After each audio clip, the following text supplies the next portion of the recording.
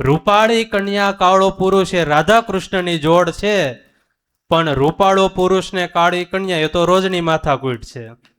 ઓલા કન્યા પક્ષ વાળા હોય ગીત ગાતા હોય, ક્યાંથી લાવ્યા રે તમે, ક્યાંથી લાવ્યા રે, આવો ચોમાસાના જીબડા જેવો તમે ક્યાંથી લાવ્યા રે. ઘણા પોતાના શરીરને વારે વારે ડેટોલ અને ડવ સાબુથી ઘસવા લાગ્યા, અમે કાળા છીએ તો ધોળા થઈ જઈએ, પણ ધોળા થવાને બદલે કાળા ને લાલ થઈ ગયા. ઘણા હતા એને અત્યાર સુધી તમાકુ ખાઈને પીળા દાંત કર્યા, તે એ ઘણી ઘણીને ધોળા કરવા લાગ્યા. એટલે ઓલા કન્યા હોય વરમાળા પહેરાવા જાય, અને એ વખતે બેનો હોય બધા ગીત ગાતા હોય, સીતાને તોરણ રામ પધાર્યા. હવે ઓલી ઘરવાળી હોય જેની યારે લગ્ન થવાનું, એને ખબર હોય આ રામ છે કે રાવણ છે. લગ્ન પહેલા જ કેટલી વાર બાંધ્યા હોય, 9 વાગે ઉઠશે, 10 વાગે ઉઠશે, અમારી બેનીને ચા બનાવી દેજો, જમાઈ અમારી બેની. હવે તમારી બેનીને મોડું ઉઠવું હોય તો ઘરે રાખો. 3:30 અડધા કરવા કેમ? 3 સાધુ થયા, 4 સંસાર માર્યા, એમાં જે વચ્ચેના ચોથા હતા 40 વર્ષે એવો વૈરાગ્ય જાગ્યો, 40 વર્ષ સંસાર માર્યા, 40 વર્ષ સાધુર્યાની, 80 વર્ષે ભગવાનના ધામમાં ગયા. થઈ ગયા 3:30. ભગવાનને કરતા આવડે એવું તો કોને આવડે? પરબ્રહ્મ પૂર્ણ પુરુષોત્તમ ભગવાન શ્રી સ્વામિનારાયણ. સદવિદ્યા સધર્મ રક્ષક પરમ પૂજ્ય ગુરુદેવ શાસ્ત્રીજી મહારાજ, પરમ પૂજ્ય ગુરુ મહારાજ, પૂજ્ય સ્વામી તેમજ મહારાજને વાલા સર્વે ભક્તજનોને ભાવથી જય સ્વામિનારાયણ. હરે હરે. આપણે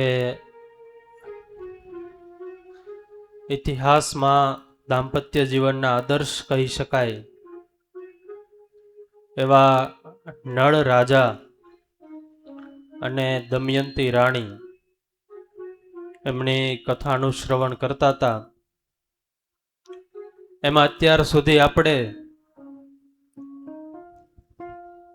નળ રાજાએ નારદજી અને હંસ પાસેથી દમયંતીના વખાણ સાંભળ્યા છે, અને દમયંતી રાણીએ પણ હંસ પાસેથી નળ રાજાના વખાણ સાંભળ્યા. બંનેએ મનોમન નક્કી કર્યું છે કે આપણે એકબીજા સાથે લગ્ન કરીએ. અને નારદજીએ નક્કી કર્યું કે હવે દમયંતીની હું પરીક્ષા લઉં. એટલે પરીક્ષા લેવાનું નારદજીએ નક્કી કર્યું, અને એના માટે નારદજી સ્વર્ગમાં ગયા. ઇન્દ્ર રાજા, અગ્નિદેવ, વરુણદેવ અને ધર્મરાજા આ ચારેયને મેળા, અને નારદજીએ વાત કરી કે પૃથ્વી ઉપર એક ખૂબ રૂપવાન અને ગુણવાન કન્યા છે, નામ એનું દમયંતી છે.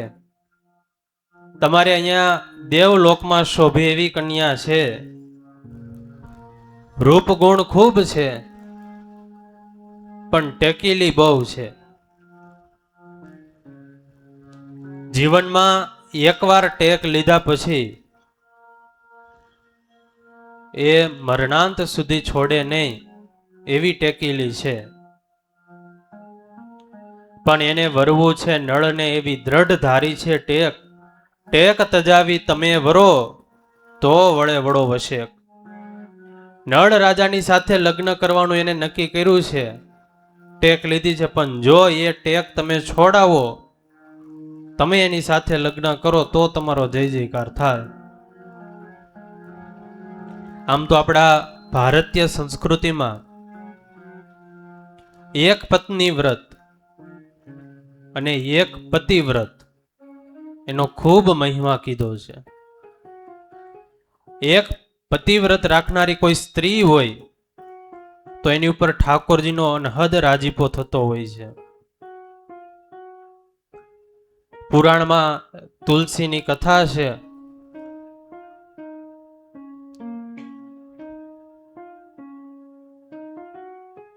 જાલંધર નામનો એક રાક્ષસ હતો, અને એમના પત્ની વૃંદાદેવી. વૃંદાદેવી હતા એ એવા પતિવ્રત વાળા હતા કે જાલંધર રાક્ષસ જ્યારે યુદ્ધ લડવા માટે જાય ત્યારે ફૂલની માળા એને પહેરાવી દી, અને જ્યાં સુધી એ માળા એ ફૂલ કરમાય નહીં ત્યાં સુધી એ જાલંધર રાક્ષસને કોઈ હરાવી શકે નહીં, એને મારી શકે નહીં. એવી એનામાં પતિવ્રતાની શક્તિ હતી. અને આ જાલંધર રાક્ષસ આખી ત્રિલોકીમાં હાહાકાર મચાવે.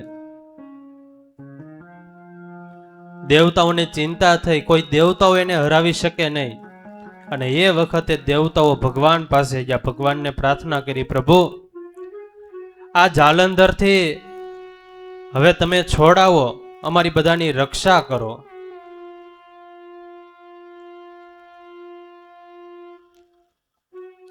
અમે આટલા પ્રયત્નો કર્યા છતાં એ મરતો નથી. ભગવાન કે કોઈની તાકાત નથી એને મારી શકે. અરે પ્રભુ કેમ, શા માટે? એ જાલંધર રાક્ષસના પત્ની વૃંદા દેવી, એની પતિવ્રતા ધર્મની તાકાત એવી છે કે એના કારણે આ રાક્ષસનો વધ કોઈ કરી શકે એમ નથી. તો પ્રભુ પછી આનો કઈ ઉપાય ખરા? હા, એક ઉપાય છે. જો આ વૃંદા દેવીનો પતિવ્રતા ધર્મ છે એ ભંગ થાય તો પછી એ જાલંધર રાક્ષસ મૃત્યુ પામે. દેવતાઓએ ભગવાનને સ્તુતિ કરી અને ભગવાન જાલંધરનું રૂપ લઈને વૃંદા દેવી પાસે આવ્યા. આ બાજુ ભગવાને વૃંદા દેવીનો પતિવ્રતા ધર્મ એ ભંગ કરાવ્યો, અને બીજી બાજુ યુદ્ધમાં જાલંધરના ડોકમાં જે પુષ્પની માળા હતી એ કરમાણી, અને દેવતાઓએ જાલંધરનો નાશ કરી નાખ્યો, એને મારી નાખ્યો. ભગવાન પોતાનું કાર્ય પૂર્ણ કરીને જતા હતા, અને એ વખતે વૃંદા દેવી ઓળખી ગયા. ભગવાનને પૂછ્યું કે તમે મારો પતિવ્રતા ધર્મ ભંગ કરાવ્યો, તમે છો કોણ? અને પછી ભગવાને મૂળ સ્વરૂપે દર્શન આપ્યા, અને આ તો ભાઈ પતિવ્રતા ધર્મની તાકાત હતી. ભગવાનને શ્રાપ આપ્યો કે તમે મારા ધર્મનો ભંગ કરાવ્યો, તમે તો પથ્થરની મૂર્તિ બનીને પૂજાવા યોગ્ય છો, જાઓ તમે પથ્થર થઈ જાઓ. અને પછી ભગવાને સામે શ્રાપ આપ્યો, અરે તારો પતિ જાલંધર રાક્ષસ છે, પાપ કરે છે, અધર્મ કરે છે, અને છતાં તારા પતિવ્રતા ધર્મની શક્તિ તું ત્યાં વાપરશો, જા તું તુલસી થઈ જા. અને ત્યારથી આપણા પુરાણમાં, ઇતિહાસમાં તુલસીજી અને ઠાકોરજી પથ્થર એટલે શાલિગ્રામ, એના બંનેના લગ્ન તુલસી વિવાહ એ આપણે ઉજવીએ છીએ. ભગવાને એટલું કીધું વૃંદા દેવીને કે તમે તુલસી તો થશો, પણ અમે એવા આશીર્વાદ આપીએ છીએ જ્યાં સુધી અમારા પૂજનમાં તમારા તુલસીનો ઉપયોગ નહીં થાય ત્યાં સુધી અમારું પૂજન એ અધૂરું ગણાશે. ત્યારે આવી એ પતિવ્રતા ધર્મની તાકાત હોય છે. મહાભારતમાં માં ગાંધારી પોતે જિંદગી પર આંખ ઉપર પટ્ટી બાંધીને રહ્યા. મારો પતિ જો આ દુનિયા જોઈ શકતો ન હોય તો મારાથી કેમ જોવાય? અને આજની પત્ની, અરે પતિને ધુરંધર ફિલ્મ ન જોવું હોય તો કાંઈ નહીં, હું એકલી જોઈ આવું. એક બેન ટોકીસમાં ગયા ને ત્યાં વોચમેન બહાર હશે, એની સાથે જોર જોરથી બોલવા લાગ્યા કે ક્યાં છે મારો પતિ, બોલાવો એને, હમણાં તો એની ખેર નથી, આજ તો મારો હાથ ને એનો ગાલ, ક્યાં છે બોલાવો. એટલે ઓલો વોચમેન કે બેન તમે શાંતિ રાખો, અંદર ફિલ્મ શરૂ થઈ ગયું છે, અત્યારે કોઈને બોલાવાય નહીં, બંધ ન કરાય. કે નહીં તમે બોલાવો જ, આજ તો એની ખેર નથી, આજ તો જોયા જેવી થા. એ કે પણ ફિલ્મ શરૂ થઈ ગયું અત્યારે કોઈને નહીં, કે પણ એ કે કારણ શું છે તો કયો?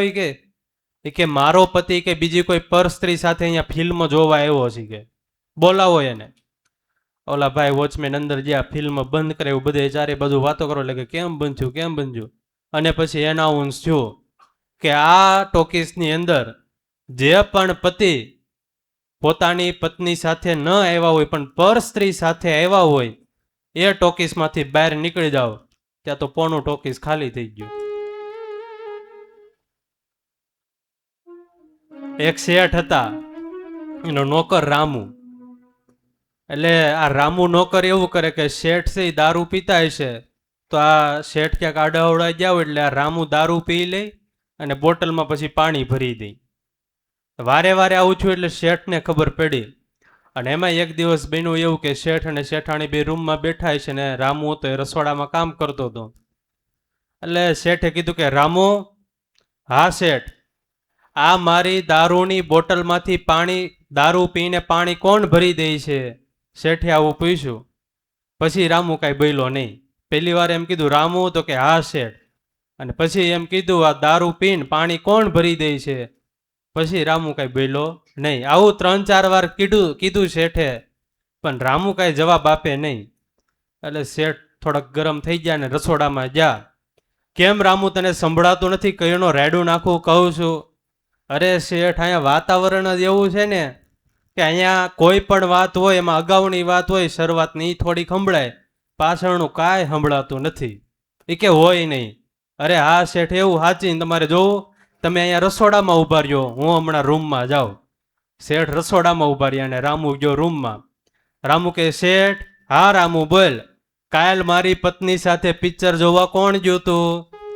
શેઠ કે વાત સાચી, અહીંયા કાંઈ સંભળાતું નથી. ત્યારે પતિવ્રતા ધર્મની તાકાત હોય છે, શક્તિ હોય છે. માં ગાંધારી ધૃતરાષ્ટ્ર પ્રત્યે પોતાનો પ્રેમ એટલો હતો, પતિવ્રતા ધર્મ એવો હતો કે આંખના પાટા છોડીને સામે ઉભેલો દુર્યોધન આખો એ વ્રજરણો થઈ જાય. આમ તો એક સરસ એવો પ્રસંગ લખાણો છે, ભોજ રાજાના જીવનનો છે. એક દિવસ ભોજ રાજા પોતાના નગરમાં વેશ પલટો કરીને લોકોના જીવન જોવા માટે નીકળ્યા.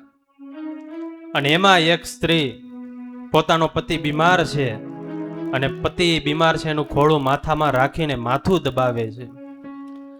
હાવ નાનું એવું બાળક બાજુમાં રમતું હતું અને રમતું રમતું રસોડામાં વહી ગયું. અને આ બાજુ પત્નીને ચિંતા થઈ કે બાળક રસોડામાં ગયું, જો હમણાં ચૂલા પાસે જશે તો સળગી જશે, બળી જશે, મરી જશે. પણ જો અહીંયા પતિને ઉઠાડીને જાય તો પતિવ્રતા ધર્મ જાય, પતિ જાગી જાય, બીમાર છે એની સેવા કરે છે.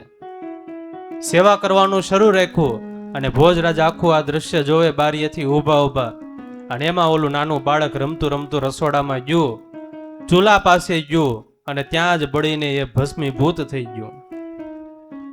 થોડી વાર પછી પતિની ઊંઘ ઉડી એટલે તરત જ પત્ની ઊભી થઈ ત્યાંથી ને દોડતી રસોડામાં ગઈને જ્યાં જોવે ત્યાં તો ઓલું બાળક ચૂલામાં સળગી ગયું છે.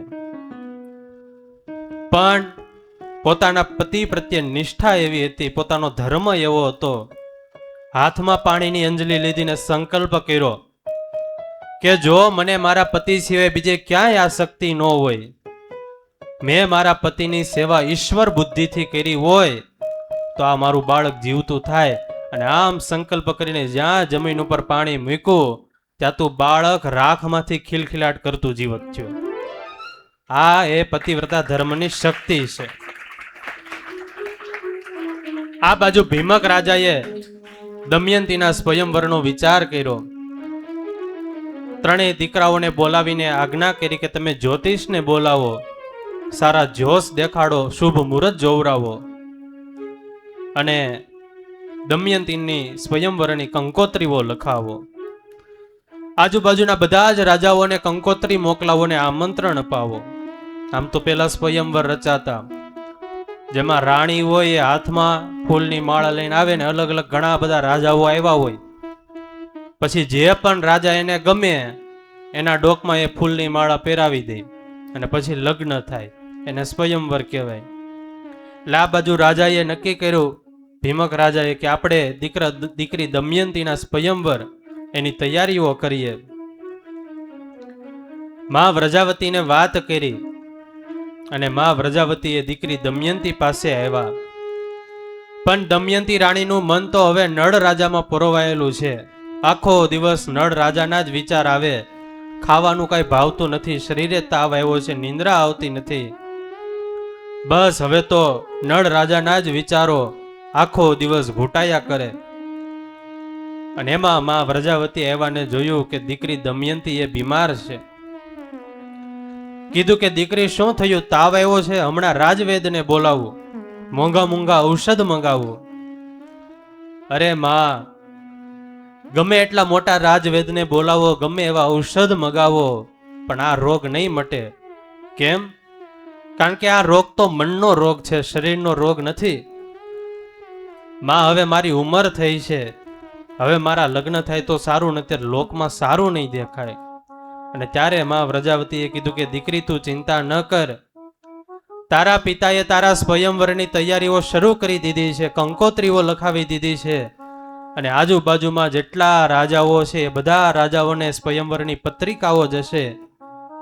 સમગ્ર દેશના ખૂબ રૂપવાન કહેવાય, ખૂબ ગુણવાન કહેવાય એવા નળ રાજા, એમને પણ સ્વયંવરની કંકોત્રી જશે. અને ત્યારે દમયંતીએ કીધું તો માં સુદેવ બ્રાહ્મણને કહેજો કે જ્યારે નળ રાજાને કંકોત્રી દેવા જાય ત્યારે મને મળતા જાય. એટલું કહીને માં વ્રજાવતી ત્યાંથી વિદાય થયા.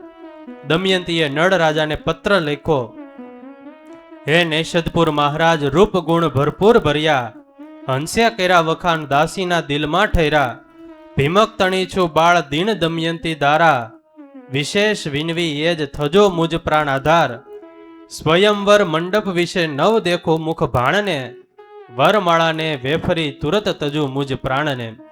હે નળ રાજા, જો તમે સ્વયંવરમાં નહીં આવો તો પછી હું મારા પ્રાણને ત્યાં ને ત્યાં જ તજી દઈશ, મારું મૃત્યુ થશે.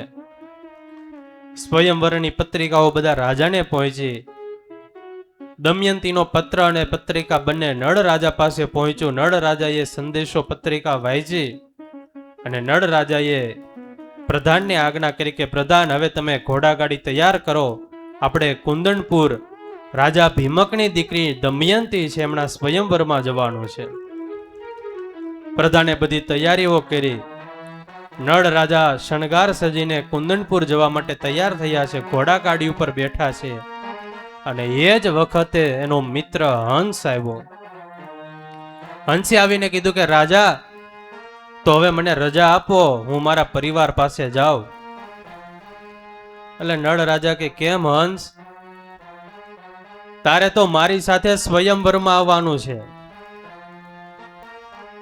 તારા કારણે જ મારો અને દમયંતીનો સંબંધ એ સફળ થયો છે, અને અત્યારે તું હવે વિદાયની વાત કરશો. અરે મહારાજ, મારે તો જે કામ કરવાનું હતું એ કામ હવે પૂરું થયું. મારે તો તમારો અને દમયંતીનો સ્વયંવર કરાવવાનો હતો, સંબંધ કરાવવાનો હતો. એ આજે મારું કાર્ય પૂરું થાય છે. મેં તમને એકવાર વચન આપ્યું હતું કે હું તમારું એવું એક કાર્ય કરીને બતાવીશ કે જે જિંદગીમાં કોઈ કરી ન શક્યું હોય. અને રાજા, આજે આપણો સંબંધ પૂરો થાય છે અને હું તમારા ઋણમાંથી મુક્ત થાઉં છું. આમ જ્યાં ઋણની વાત કરી એટલે રાજાએ કીધું, હંસ, કયું ઋણ, કયો આપણો ઋણ સંબંધ? અને પછી હંસ વાત કરે છે, રાજા, તમે પૂર્વ જન્મમાં ભીલ રાજા હતા અને તમે અને તમારી પત્ની બંને વગડામાં રહેતા હતા. એક પર્વતની ગુફાની અંદર તમે અને તમારા પત્ની બંને રહેતા અને વાઘના ભયથી રાત્રે તમે એ ગુફાની અંદર વાસ કરતા. એમાં એક વખત હું દુઃખથી કાયર થઈને બ્રાહ્મણ હતો હું અને કાશીએ કરવત મુકાવા જતો હતો. રાત્રિએ ત્યાં હું પર્વત પાસે પહોંચ્યો, તમે મને આશરો આપ્યો, ગુફામાં તમે મને સુવડાવ્યો અને આખી રાત્રિ વાઘના ભયથી તમે રક્ષા કરવા માટે બહાર રાત્રિએ તમે જાગ્યા. પણ રાજા, એ વખતે બન્યું એવું, તમે રાત્રે બહાર જાગતા હતા અને તમને નિંદ્રા આવી, એ જ સમયે વાઘ આવ્યો અને વાઘ તમારો શિકાર કરી ગયો, તમને મારી નાખ્યા. પછી તો સવાર પેઢી તમારા પત્ની જાગ્યા, જોયું કે મારો પતિ એ તો મૃત્યુ પામ્યો છે. લાકડા ગોઠવા તમારું શરીર ખોળામાં લીધું અને તમારી ચિતા આપી, અને એ જ સમયે તમારી પત્ની પણ એ અગ્નિમાં પેડાને એવું બોલ્યા મરતા મરતા, હે પ્રભુ, આવતા જન્મે હું અને આ અમારો રાજા બંને પતિ પત્ની થઈએ એવું પાછું તમે કરજો. અને આ દ્રશ્ય જોઈને હું બ્રાહ્મણ હતો, હું પણ પતંગિયાની જેમ એ અગ્નિમાં પડ્યો ને હું મરતા મરતા એવું બોલ્યો, હે પ્રભુ, આ ભીલ રાજા અને એની પત્ની આ બંનેનો સંબંધ આવતા જન્મમાં હું કરાવું એવું તમે કંઈક કરજો. ત્યારે ભીલ રાજા એ તમે નળ રાજા બન્યા. તમારી પત્ની હતી એ વખતે એ દમયંતી રાણી બની, અને એ વખતે જે બ્રાહ્મણ હતો એ બ્રાહ્મણ હું અત્યારે હંસ થયો છું. તમારા બંનેનો સંબંધ મેં કરાવ્યો, અને આજે તમારું ઋણ એ મારા ઉપરથી પૂરું થાય છે. અને આમ ઋણ સંબંધની હંસે વાત કરી. આમાં તો ઘણા હજી વિચાર આવતા હશે, આવું કઈ હોતું હોય છે, આ તો બધું ફિલ્મ સ્ટોરી જેવું. આજનું વિજ્ઞાન ઘણીવાર એવું કહેતું હોય બુદ્ધિના યુગમાં કે આવું કઈ હોય નહીં, પુનર્જન્મ ન હોય, પછી ઋણ સંબંધ ન હોય. પણ અત્યારે હજારો કિસ્સાઓ એવા બહાર પડે છે મીડિયામાં કે જે નાના બાળકો હોય એ પોતાના પુનર્જન્મની વાત કરે કે અમે પહેલા જન્મમાં આ હતા, આ ઘરે હતા, આવી રીતે અમારું મૃત્યુ છૂતું. બધી જ A to Z વાત એ બાળકો કરતા હોય. વિદેશની અંદર પ્રોફેસર જીમ ટકર છે, એને આખા વિશ્વની અંદર તપાસ કરીને 2500 કરતા પણ વધારે એવા કિસ્સા ભેગા કર્યા કે જેમાં માણસને પુનર્જન્મની ખબર હોય. અત્યારે તમને હું પૂછું તમારે ગયો જન્મ હેનો હતો તો તમને કોઈને ખબર ન હોય, પણ એવા 2500 કરતા પણ વધારે કિસ્સા ભેગા કર્યા કે જેમાં એ લોકોને ગયો જન્મ કયો હતો, કોના ઘરે હતો, શું કર્યું, કઈ રીતે મર્યા, એ બધી જ ખબર હોય. સત્સંગની જ વાત કરીએ, સૌરાષ્ટ્રની અંદર કાલસારી ગામ, અને આ કાલસારી ગામમાં એક હરિભગતે પોતાનું ખેતર જુનાગઢ મંદિરમાં રાધારમણ દેવને આપેલું સેવા માટે. ખેતરમાંથી જે પણ કાંઈ ઉત્પાદન થાય, જે પણ કાંઈ ધાન્ય થાય, એ બધું ઠાકોરજી માટે, સંતો માટે, ગરીબો માટે, બધા માટે વપરાય. અને એ ખેતરનું ધ્યાન રાખવા માટે સદગુરુ ગુણાતીતાનંદ સ્વામીએ ડુંગરજી ભગત કરીને એક પાર્ષદ એમને રાખેલા. ખેતરનું ધ્યાન રાખે, સેવા કરે, અને આખો દિવસ બધા હરિભક્તોને સત્સંગ કરાવે. એમાં પ્રસંગ એકવાર એવો બન્યો કે એ કાલસારી ગામમાં ગુણાતીતાનંદ સ્વામી આવ્યા, અને જે આ ખેતર હતું એ ખેતર જોવા માટે આવ્યા. સ્વામી બધી વાતો કરતા હતા, હારે ઓલા ડુંગરજી ભગત હતા એ બધી વાતો કરતા હતા. અને એમાં ડુંગરજી ભગતે કીધું કે સ્વામી, આ ગોવિંદ ભગત છે, 52 વર્ષની ઉંમર થઈ છે, પણ ઘરે કોઈ સંતાન નથી. ભગતને તો કાંઈ ઈચ્છા નથી કે ઘરે દીકરા દીકરી થાય, પણ એના ઘરવાળાને એવું છે કે બધા આપણને વાંજિયા કહે છે, જો કોઈ સંતાન થાય તો આ મેણું ભાંગે. તો સ્વામી, જો તમે કઈ કૃપા દ્રષ્ટિ કરો તો ઘરે સંતાન થાય. સ્વામી કે સારું, એવું છે, લાવો જળ. તુંબડી આવે જળ ધરાવવાની. સ્વામીએ એ તુંબડી ભરીને જળ લીધું.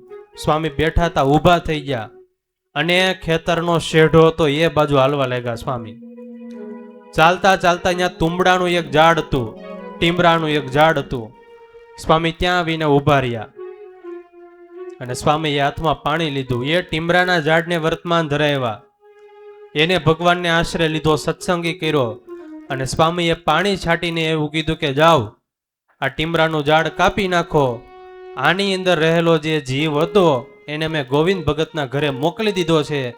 આજથી 10 મહિના પછી ગોવિંદ ભગતના ઘરે દીકરો થશે. અને એક્ઝેક્ટ 10 મહિના પસાર થયા, ગોવિંદ ભગતના ઘરે દીકરો છો, ને એનું નામ પાડવામાં આવ્યું ભીમભાઈ. પછી એ ટીમરાનું ઝાડ હતું એને કાપ્યું, એ થડ્યું. આ ગોવિંદ ભગતે પોતાના ઘરના સામેના ભાગમાં જ રાખ્યું. રોજ દર્શન કરે કે ગુણાતીતાનંદ સ્વામીએ આશીર્વાદ આપ્યા હતા, અને આ ટીમરાના ઝાડનો જે જીવ હતો એ જ મારો દીકરો છો. પછી તો ધીરે ધીરે સત્સંગ વધ્યો, ગામમાં સરસ મજાનું મંદિર બન્યું. અને પેલા એવી સિસ્ટમ હતી કે મંદિરનું જે ઓલું સિંહાસન હોય એની ઉપર માળિયું કરતા, લાકડાનું માળિયું હોય, એટલે એના માટે લાકડું જોતું હતું. આ ટીમરાનું જે લાકડું હતું એ લાકડું એમાં વાપરવામાં આવ્યું, અને માળિયું કરવામાં આવ્યું. અને ધીરે ધીરે સમય જતા જતા ભીમભાઈ મોટા થયા. પછી તો આ જે માળિયું કર્યું હતું એ માળિયા હેઠે એક પગે ઊભા ઊભા ભીમભાઈ તપની માળા કરે ઠાકોરજી આગળ, અને ઠાકોરજીને પ્રાર્થના કરે, પોતાના મનને ઉપદેશ આપે, હે મનવા, તું પેલા આ હતો અને હવે તું આ થયો છો. પેલા તું જળ હતો અને હવે તું ચૈતન્ય થો છો. પેલા તું ઝાડવું હતો અને ગુણાતીતાનંદ સ્વામી જેવા સાધુના આશીર્વાદ મેળા એટલે આજે તને મનુષ્યનો મોગો જન્મ મળી ગયો છે. આવી એ રોજ પ્રાર્થના કરે, વાતો કરે. એ ટીમરાનું લાકડું હાજી એ કાલસારી ગામ છે, જ્યાં પ્રસાદીનું એ હાજી લાકડું ત્યાં માળી હાજી એ પડ્યું છે. હવે આમાં એમ કે પુનર્જન્મ ન હોય, પણ ગુણાતીતાનંદ સ્વામી જેવા આશીર્વાદ, એવા સ્વામીના આશીર્વાદ મળી જાય સંતોના. લાકડું હતું, જીવ હતો વૃક્ષનો, એને જન્મ આપ્યો મનુષ્યનો.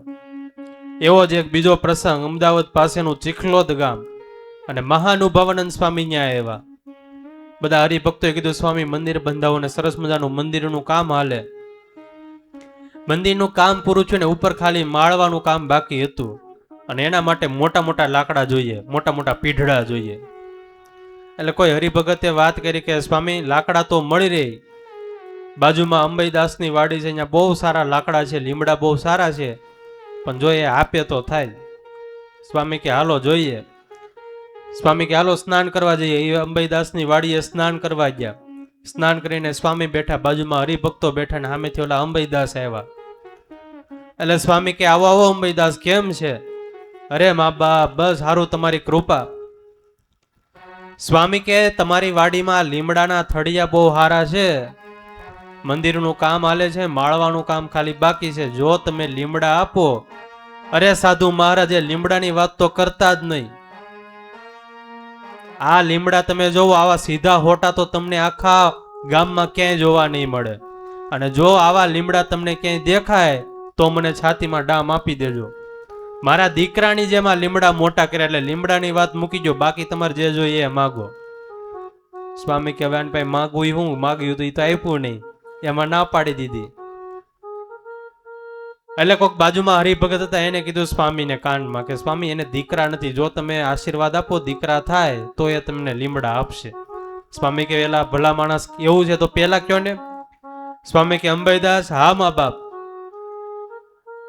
જો તમે લીમડા આપો તો એટલા તમને દીકરા આપીએ. અરે મા બાપ તો તમારે જોઈએ એટલા લીમડા લઈ જાઓ, જાઓ તમને આપ્યા.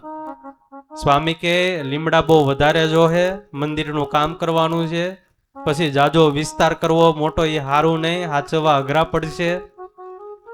એક કામ કરીએ અંબાઈદાસ, તમે જેટલા લીમડા આપો એમાંથી અડધા અમારા ને અડધા તમારા દીકરા. અડધા દીકરા એ છે એ શ્રીજી મહારાજના સાધુ થાય, અને અડધા દીકરા એ તમારો ગઢપણ પાડશે, તમારો વારસો એ જાળવશે. અંબાઈદાસ કે કાંઈ વાંધો નહીં, બહુ સારું સ્વામી, એમ કરો. લીમડા કાપવાનું શરૂ કર્યું. પેલો લીમડો કાપ્યો, બીજો કાપ્યો, ત્રીજો કાપ્યો. લીમડો કાપતા જાય, સ્વામી જળ છાંટતા જાય, અને એનો જીવ અંબાઈદાસના ઘરે મોકલતા જાય. સ્વામી કે સમય પસાર થાય ત્યારે દીકરા થાય. એમ કરતા કરતા કરતા 7 લીમડા કાપ્યા, અને ઓલો સુથાર કે બસ સ્વામી હવે લીમડા કાપવાના નથી,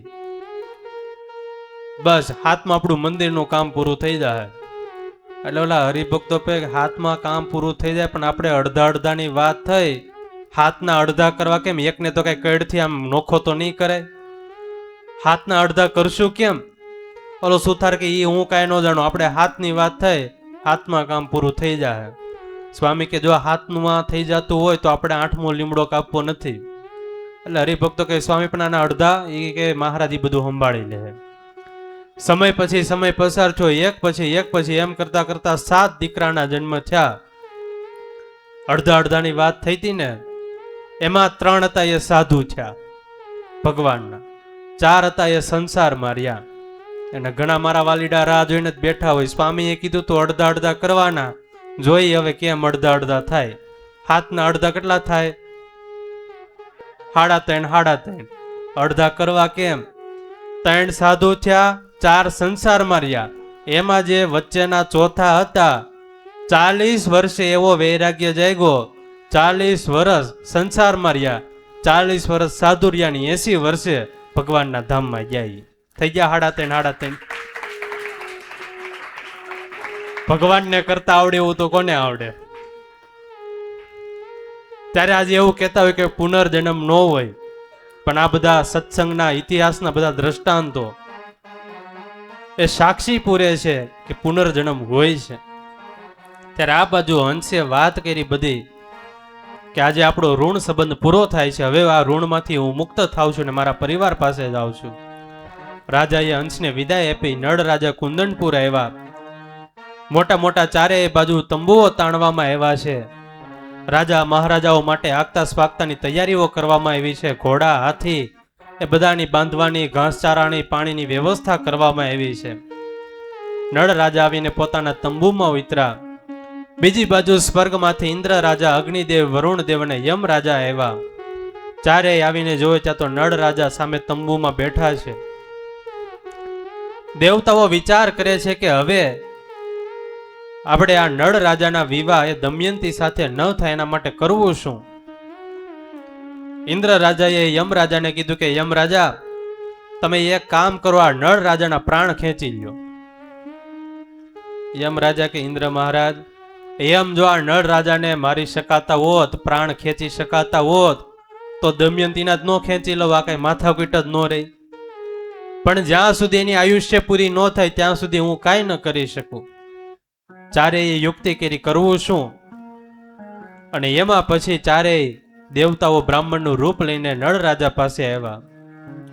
નળ રાજા પાસે આવ્યા એટલે નળ રાજાએ બ્રાહ્મણોને બેસાડ્યા. નળ રાજા કે બોલો બ્રાહ્મણો, શું સેવા કરું તમારી? અરે નળ રાજા, અમે કઈક માગવા માટે આવ્યા છીએ. અરે ભૂદેવો, જે કયો એ તમને આપું, તમે કયો એ તમારી સેવા કરું. એમ નહીં નળ રાજા, પેલા વચન આપો, અમે જે માગશું એ તમે આપશો. અરે ભૂદેવો, મારી પાસે કોઈ ગરીબ વ્યક્તિ આવે એને હું ક્યારેય ખાલી હાથે મોકલતો નથી. તમે તો બ્રાહ્મણ છો, ભૂદેવ છો, માગો શું જોઈએ? અને પછી ચારેય બ્રાહ્મણો હતા, દેવતા હતા, પોતાના મૂળ સ્વરૂપે આવ્યા. નળ રાજા તો ખૂબ રાજી થઈ ગયા. ઓહો, મારી ઘરે આજે ભગવાન, ઈશ્વર, દેવતાઓ ચારેયના ચરણમાં પડી ગયા. બોલો મહારાજ, હું તમારી શું સેવા કરું? તો સાંભળો નળ રાજા, દમયંતી સાથે તમારે લગ્ન કરવાના નથી. તમારે અત્યારે જ દમયંતી પાસે જવાનું છે. અમારા ચારેય દેવતાઓના તમારે વખાણ કરવાના, તમારી નિંદા કરવાની, અને પછી અમારા ચારેય દેવતાઓમાંથી જેને પણ દમયંતી યોગ્ય લાગશે, સારા લાગશે, એ દેવતાઓને એ હાર પહેરાવશે, એની સાથે લગ્ન કરશે. એટલે નળ રાજા કે હું જાઉં તો ખરા દેવતાઓ, પણ ત્યાં 7 પહેરી ચોકી છે, સૈનિકો ઊભા છે, જાવું કઈ રીતે? ઇન્દ્ર મહારાજ કે તમે ચિંતા ન કરો, હું તમને એવી એક શક્તિ આપું છું, તમને કોઈ જોઈ નહીં શકે, અને જોગી વેશે તમારે ત્યાં જવાનું છે. ઇન્દ્ર મહારાજે શક્તિ આપી, જોગી વેશ આપ્યો, અને નળ રાજા ત્યાંથી ગયા દમયંતીના મહેલ બાજુ. પાછળથી એક છુપો દૂત મોકલો જોવા માટે શું વાત કરે છે. અને નળ રાજા આ બાજુ પહોંચ્યા. 1 માળ, 2જો માળ, 3જો માળ, 4થો માળ ને 5મા માળે દમયંતી બેઠા હતા. અરીસાની સામે બેઠા હતા ને બેઠા બેઠા તૈયાર થતા હતા. અને એમાં પાછળથી જોગી વેશે નળ રાજા આવ્યા. જેવું અરીસામાં પ્રતિબિંબ દેખાણું, તરત જ દમયંતી ઊભા થઈ ગયા, એક બાજુ જતા રહ્યા. હવે આ તો જોગી વેશે આવ્યા હતા, દમયંતી ઓળખે તો નહીં. એટલે નળ રાજા કે હું તમારા હિતની વાત કરવા આવ્યો છું, તમારા માટે એક વાત છે. દમયંતી કે હું કોઈ પર પુરુષ સાથે વાત નથી કરતી. અરે પણ તમારી વાત છે, સઘળી વાત તમને જ કરવાની છે, તમારા હિતની છે, તમારા માટે છે. બહુ કીધું પછી દમયંતીએ આડો પડદો રાખ્યો. એક બાજુ નળ રાજા બેઠા, એક બાજુ દમયંતી બેઠા. નળ રાજા કે આ પડદો લઈ લો, હું દેવદૂત છું, હું તો ગમે ત્યાં પ્રવેશ કરી શકું, હું તમારા મનની પણ બધી વાત જાણી શકું. એટલે દમયંતી કે પડદો તો હું ન લઉં, હું પર પુરુષનું કોઈનું મુખ જોતી નથી, હું બસ ખાલી એક નળ રાજાના મુખ સામે જોઉં, બીજા બધા મારા માટે પિતા અને ભાઈ સમાન છે. હવે નળ રાજા તો સામે બેઠા બેઠા કે જો તમે નળ રાજા સાથે એટલી બધું પ્રીત રાખતા હોય, હેત રાખતા હોય, તો એ તમારા માટે સારું ન કહેવાય. હું દેવતાઓનો દૂત છું, આ પડદો તમે હટાવી લો, તમારા બધા જ ભાવને હું જાણું છું. બહુ કીધું પછી પડદો હટાવ્યો ને પછી નળ રાજાએ કીધું કે તમે એક કામ કરો. નળ રાજા તો આજે રાજા છે, કાલે રાજા નહીં હોય. આજે એને ધૂમધામ સાહેબી છે, આજે પૈસા છે, ધન છે, સંપત્તિ છે, કાલે કાંઈ નહીં હોય. ને દેવતાઓ એની પાસે તો ક્યારેય ખૂટે નહીં એવો ખજાનો હોય છે. બીજું નળ રાજા તો ક્યારેક સમય જાય ત્યારે મૃત્યુ તો પામશે, દેવતાઓ તો હંમેશા માટે અમર હોય છે. માટે તમે નળ રાજાને મૂકીને દેવતાઓ સાથે લગ્ન કરો. અને નળ રાજા પોતાની રીતે ખૂબ સમજાવવા લાગ્યા, પણ દમયંતી એકના બે ન થયા. દમયંતી કહે છે, હંસે કહ્યું તે અહીંયા લખ્યું છે, કદી મિથ્યા નહીં થાય. નૈષદનાથની નાર થઈ ચૂકી, દેવતાઓ પાછા જાય. હવે તો જ્યારથી મેં હંસ પાસેથી નળ રાજાના વખાણ સાંભળ્યા, ત્યારથી મેં નળ રાજા સાથે જ લગ્ન કરવાનું નક્કી કર્યું છે. હવે તો કદાચ દેવતાઓને પાછા જવાનું થાય તો જાય, બાકી નળ રાજા સિવાય હું બીજા કોઈની સાથે લગ્ન નહીં કરું. આવી રીતે વાત કરી નળ રાજા સમજી ગયા. નહીં સમજે, નળ રાજા ત્યાંથી દેવતાઓ પાસે આવ્યા, બધી વાતો કરી. દેવતાઓ વિચારે હવે આપણે કરવું શું જેનાથી દમયંતીના લગ્ન નળ રાજા સાથે ન થાય. દેવતાઓ યુક્તિ વિચારે છે, અને આ બાજુ બધા રાજાઓએ હવે સ્વયંવરની તૈયારીઓ શરૂ કરી. કેટલાક રાજા વહેલી સવારમાં ઉઠીને વાળંદને બોલાવીને પોતાના વાળનું સેટિંગ કરવા લાગ્યા. ઘણા દાઢી મૂછ એ ઉતારવા લાગ્યા. ઘણા પોતાના માથાના ધોળા વાળ થઈ જતા એને વીણીને કઢાવવા લાગ્યા.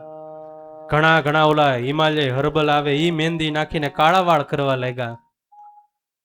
ઘણા પોતાના શરીરને વારે ડેટોલ અને ડવ સાબુથી ઘસવા લાગ્યા. અમે કાળા છીએ તો ધોળા થઈ જઈએ, પણ ધોળા થવાને બદલે કાળ અને લાલ થઈ ગયા. ઘણા હતા એને અત્યાર સુધી તમાકુ ખાઈને પીળા દાંત કર્યા તે એ ઘહીને ધોળા કરવા લાગ્યા. ઘણા હતા એ સ્પ્રે અત્તર છાંટીને સુગંધની ફોરમો ફેલાવા લાગ્યા.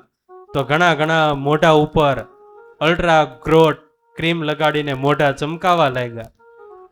ઘણા એ સરસ મજાનું તેલ નાખીને જેલ નાખીને માથા ઓળ્યા.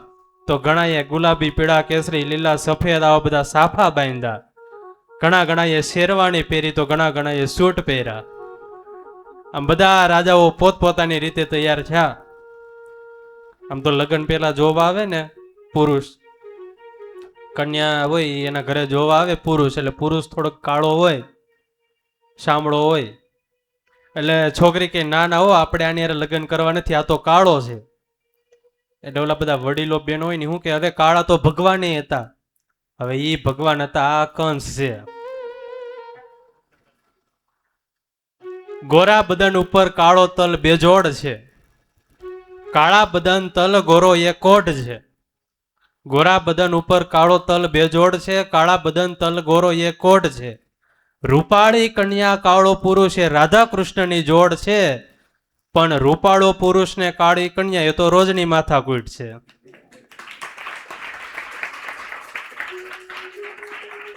કાળી કન્યા કોઈ સ્વીકારતું નથી. વરાજો માંડવે જાય ને એટલે કન્યા પક્ષના હોય ને એ બધા ગીત ગાતા હોય. મને ખબર નથી, અમારે લગ્ન કરવાનું હોય ને જવાનું ન હોય, પણ આ તો બધી વાતો આવતું હોય સાંભળવામાં મેસેજમાં ને એમાં. એટલે ઓલા કન્યા હોય વરમાળા પહેરાવા જાય, અને એ વખતે બેનો હોય બધા ગીત ગાતા હોય, સીતાને તોરણ રામ પધાર્યા. હવે ઓલી ઘરવાળી હોય જેની હારે લગ્ન થવાનું એને ખબર હોય આ રામ છે કે રાવણ છે. લગ્ન પહેલા જ કેટલી વાર બાંધ્યા હોય, ઓલો બિચારો લઈ જતો ન હોય ફરવા હાટું, એટલે એ તો કન્યાને બધી ખબર હોય. લગ્નમાં સામે ગીતો ગવાતા હોય, ઓલા કન્યા પક્ષ વાળા હોય ગીત ગાતા હોય, ક્યાંથી લાવ્યા રે તમે ક્યાંથી લાવ્યા રે, આવો ચોમાસાના જીબડા જેવો તમે ક્યાંથી લાવ્યા રે. ઓલા કન્યા પક્ષ ઓલા વર પક્ષ વાળા એ તો કઈ ઓછા ન હોય, એ શરૂ કરે, મેલી રાખો તે ઓલા રાખી મેલો તે અમે રાખી મેલો તે, તમારી શેડાડી છોરી હારું રાખી મેલો તે, તમારી શેડાડી છોકરી હાટે અમે રાખી મેલો તો હમણાં 9 આવ્યું હતું કઈક, 9 વાગે ઉઠશે 10 વાગે ઉઠશે, અમારી બેનીને ચા બનાવી દેજો, જમાઈ અમારી બેની. હવે તમારી બેનીને મોડું ઉઠવું હોય તો ઘરે રાખો, કાંઈ જરૂર નથી અમારે. ન હોય એવા ગીત લઈ આવે. આ બાજુ બધા રાજાઓએ તૈયારીઓ શરૂ કરી સ્વયંવરમાં જવાની, અને બીજી બાજુ દેવતાઓ વિચારે હવે આપણે કરવું શું. અને બધા જ દેવતાઓએ નળ રાજા જેવું અસલ રૂપ ધારણ કર્યું, ચારેય દેવતાઓએ. અને એ ચારેય દેવતાઓ રાજમહેલમાં આવ્યા, સ્વયંવર જ્યાં હતું ત્યાં આવ્યા. શંખ ફૂંકાણા, ઢોલનાદ થયો અને સ્વયંવરની શરૂઆત થઈ. દમયંતી રાણી સોળે શણગાર સજીને આવ્યા છે, હાથમાં વરમાળા છે.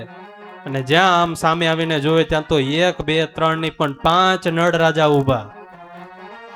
પેલા નળ રાજાને હાર પહેરાવીને કદાચ ઇન્દ્ર મહારાજ નીકળે તો, બીજાને હાર પહેરાવીને કદાચ અગ્નિદેવ નીકળે તો, ત્રીજાને પહેરાવે અને વરુણ દેવ નીકળે તો, ચોથાને પહેરાવીને યમરાજ નીકળે તો, અને પાંચમા નળ રાજાને પહેરાવીને એ નળ રાજા નો હોય ને ઓલા 4 માંથી કોક હોય તો કરવું શું?